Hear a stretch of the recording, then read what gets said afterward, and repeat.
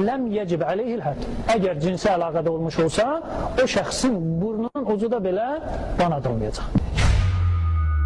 Şeyx Həsən Cavidin İmam Əbu Hənifəyə atdığı böhtanın ifşası. Bismillahirrahmanirrahim. Kiçik uşaqların maşınlara daş atıb, qaçıb gizləndikləri kimi, Cavid də alimlər adından yalan danışıb, şər atıb, qaçıb gizlənib.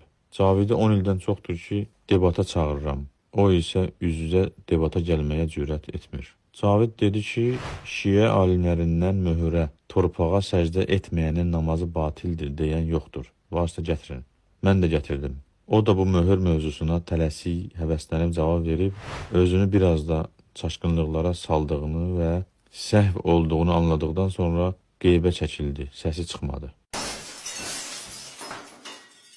İbn Teymiyyəyə şər atıb dedi ki, o deyir, əstəğfirullah, Allah nəcislərə toxunur. Sübut etdim ki, o elə demir. Sən İbn Teymiyyəyə şər atdın. Bu mövzuya da susub və cavab verə bilmir.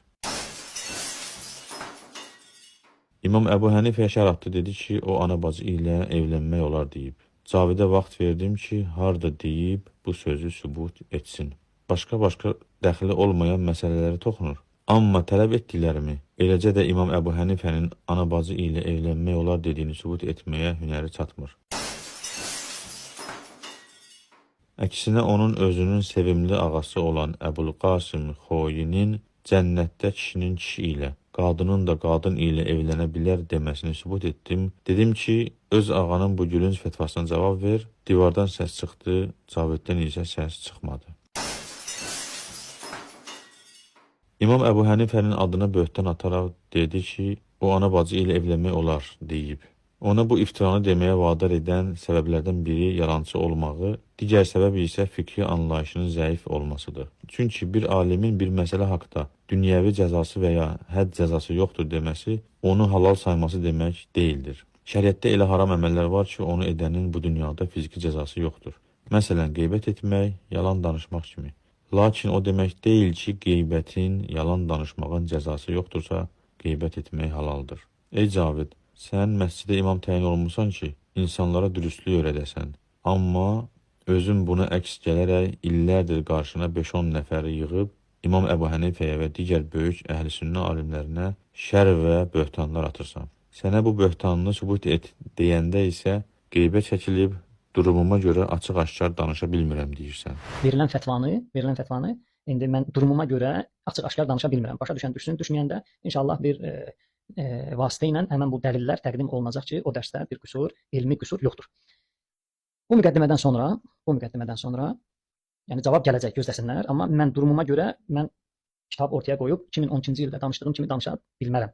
Özümün xüsusi səbəblərim var. Kitab ortaya qoyub deyəndə bu qədər uzunçuluqdansa şər atdığın həmin yeri çək, paylaş, göstər, görək İmam Əbu Hənifə harada ana ilə evlənməyə icazə verib, halal sayıb, müşkülü yoxdur deyib. 2023-cü ilin iyun ayından sənə vaxt vermişəm ki, ya çıx böhtanını sübut et, ya da İmam Əbu Hənifəyə şər atdığına görə Allahdan qorx, çıx, üzr istə, amma sən heç birinə cürət etmədin. İndi isə keçirəm uca Allahın izni ilə sənin İmam Əbu Hənifəyə atdığın ağ yalanını ifşa etməyə. Qısa olaraq qeyd edim ki, İmam Əbu Hənifənin rəyinə görə məhrəm ilə evlənmək haramdır. Məhrəmlə evlənənin cəzasına gəldikdə isə bunu edənin cəzasının necə olacağında xırda ixtilaf vardır. Əksər əhli sünnə alimlərinin rəyinə görə bunu edən qazi tərəfindən sübut edildikdən sonra rəhbərin əmri ilə öldürülür. Əbu Hənifənin rəyinə görə də bu əməl haramdır.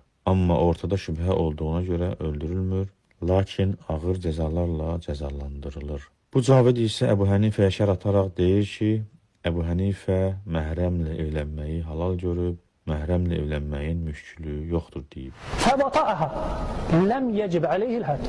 Əgər cinsi əlaqədə olmuş olsa, o şəxsin burnunun ucu da belə qanadılmayacaq. Ləm yəcib aleyhil hədd sözünü utanmadan səhv tərcümə edərək deyir ki, güya İmam Əbu Hənifə bu cümləsində deyir ki, o şəxsin burnunun ucu da belə qanadılmayacaq. Birincisi tərcüməni səhv edirsən. Ləm yəcib aleyhil hədd sözünün tərcüməsi ona hədd, yəni ölüm hökmü vacib olmaz deməkdir. İkincisi də Əbu Hənifənin sözündə o şəxsin burnunun ucu da belə qanadılmayacaq sözü yoxdur. Sən yalancısan. Üçüncüsü də, görünür sən hələ dində olan terminləri anlaya bilmirsən. Bir adama hədd vacib olmaz demək, onun burnunun ucunun qanadılmayacağı və ya ölümdən aşağı olan hər hansı bir cəzadan qurtulacağı demək deyil. Halbuki sənin məntiqinlə yanaşsaq, onda Xoyi, Xomeyni, Sistani və digər böyük şiə alimləri südəmərlə siğə edib ehtirasla oynaşmağı halal gördüyü kimi, südəmərlə cinsi əlaqəni də halal görmüş olurlar. Çünki Xomeyni, Sistani, Xoyi, Ruhani və s. deyir: وَلَوْ وَطِئَهَا قَبْلَ التِّسْعِ وَلَمْ يُفْضِهَا لَمْ يَتَرَتَّبْ عَلَيْهِ شَيْءٍ غَيْرَ الْإِثْمِ عَلَى الْأَقْوَى. 9 yaşını tamamlamamış həyat yoldaşı ilə cinsi əlaqədə olmaq olmaz. İstər nicah daimi olsun, istərsə də siğə olsun. Ehtirasla toxunmaq, öpmək, qucaqlamaq və bu yeri ayıbdır tərcümə eləmirəm, kimi olan digər ləzzətlərə gəldikdə isə belə etməyin eybi yoxdur. Əgər 9 yaşından aşağı olan qızla daimi evlənərək və ya siğə edərək cinsi əlaqədə olar, lakin bu yerdə tərcümə eləmirəm, ayıbdır, güclü rəyə görə o şəxsə günahdan başqa heç bir şey, yəni cəza düşmür. Sənin məntiqinlə getsək, o zaman Xomeyni, Sistani və digər böyük şiə alimləri 9 yaşdan kiçik uşaqla əlaqədə olanın cəzası yoxdur demiş sayılırlar. Yaxud ən məşhur alimləriniz ən məşhur hədis kitabınızda imamlardan belə rəvayət etmişdirlər. An Əbi Abdillah aleyhisselam fi raculin yaqa'u alə bəhimətin qal fəqal leysə aleyhi həddun və lakin təzir. Digər bir rəvayətdə Əbu Abdullah aleyhisselam heyvanla yaxınlıq edən kişi haqda dedi. Ona hədd cəzası yoxdur, lakin təzir olaraq döyülür. Digər bir hədisinizdə isə İmam Cəfər güya demişdir: Əbu Cəfərdən ölü qadın ilə zina edənin hökmü haqda soruşdum. O dedi: belə edənə hədd cəzası yoxdur. Şiə rəvayətlərinin bu iyrənc işləri görənlərə hədd cəzası yoxdur deməsi məgər bu iş halaldır demək mənasını verirmi? Sən Əbu Hənifəyə şər ataraq utanmadan deyirsən ki, o məhrəmlə evlənmək halaldır deyib. Hələ Allahdan da qorxmadan əsas yerləri kəsib oxumursan. Bu rəy kimin rəyidir? Əbu Hənifənin. Əziz izləyicilər, indi isə gəlin Cavidin kəsib oxumadığı həmin kitaba nəzər salaq. Və Əl-Məbsut İmam Sərəxsinin Əl-Məbsut kitabı, orada da həmən mövzuya toxunulur. Deməli, 9-cu cüz, səhifə 85-də. Diqqət edin, qoy bunu oxuyub. Rəculun təzəvvəcə imrəətən mimmən la yəhullu ləhu nikahuha. Evlənməsi qadağan olunmuş bir qadınla bir kişi evlənər. Fədəxələ biha və onu ilə cinsi əlaqədə olar. La həddə aleyhi. Həmən bu kişiyə şər'i hədd vurulmayacaq. Deməli, Sıvaən kənə alimən bizalik. İstər onu bilmiş olar. Bilir ki, bu adam ona haramdır evlənməsi. Bilərəkdən bu işi görsə də, av qeyri alim, bilməsə də fi qavli Əbi Hənifə rəhiməhullah. Allah rəhmətinə gitmiş Əbu Hənifənin rəyinə əsasən. Bildin də, bilmədin də bu işi görsün, sənin üçün cəza tədbiri nədir? Yoxdur. Sərəxsinin Əl-Məbsut kitabı 9-cu cild 85-ci səhifə. Raculun təzəvvəcə mirəətən mimmən la yəhillu ləhu nikahuha fədəxalə bihə la həddə aleyhi səva kənə alimən bizəlik əv qeyr alim fi qavli Əbi Hənifətə rahiməhullahu teala və ləkinnəhu yuca'u uqubətən idə kənə alimən bizəlik. Bir kişi evlənilməsi halal olmayan qadınla evlənib yaxınlıq edərsə, Əbu Hənifənin rəyinə görə ona hədd, ölüm cəzası yoxdur. İstər bunu bilsin, istərsə də bilməsin. Lakin ona ağrıdıcı cəza verilir.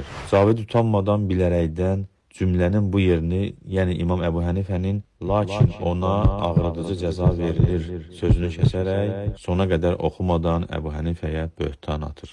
Həmçinin digər kitabda da həmin məsələdən danışılarkən İmam Əbu Hənifənin belə dediyi nəql edilir. Və yuaqabu uqubətən hiyə əşədd mə yəkunu minət təzir. Onu edən şəxs təzirin ən şiddətli cəzası ilə cəzalandırılır. Neynir? Cəzalandırılır. İndi ey Cavid, de görək, İmam Əbu Hənifə harada deyib ki, bu əməl halaldır, müşkülü yoxdur, bunu edənin burnu belə qanadılmır. Təəssüflər olsun ki, belə yalan və böhtan danışmaqda sən tək deyilsən. Sənin kimi başına əmmamə keçirdib, minlərlə yalan danışanlar çoxdur. على محبة الزهراء وأمة البقيع كونوا قلوبكم بالصلاة على محمد وآل محمد. Nə qədər ki gec deyil, ölüm səni haqlamayıb, ya atdığın bu böhtanını İmam Əbu Hənifənin kitabından sübut et, ya da Allahdan qorx, çıx, üzr istə.